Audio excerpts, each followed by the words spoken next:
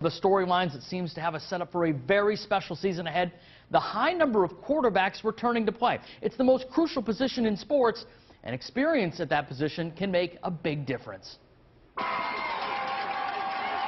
It's crucial for all parts of the game. It's important for the summer program.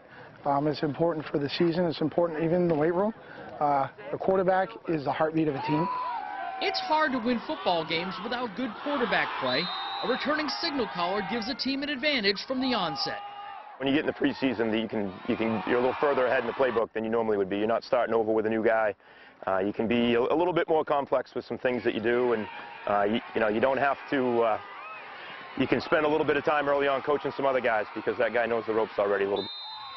A look at programs across the state shows that 42 of the 76 teams have incumbent quarterbacks returning, including 9 of the 14 in Class A and 13 of 20 in Class D.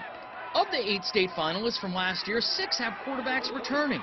One of those is Thornton Academy's Austin McCrum, who will start for his 3rd season. He could tell a difference in his play going into his 2nd year as a starter. That was big because I think my sophomore year I was still fresh. Like a lot of times, coach called a play and I don't even know if I knew all the routes on all the plays. I just throw who was open, and then this year I just know where they're going to be, and we have connections. Winthrop's Matt Ingram heads into his 2nd year as a starter and feels he can build off of his 1st season. I feel a lot more confident this year. Last year I was sophomore and really young, and a lot of my team was older. It was a lot easier at the end of the year. At the beginning of the year I was kind of nervous about it. I wasn't sure what was going on. At the end of the year I was a lot more confident. At Lewiston, Bruce Nichols takes over the Blue Devils program.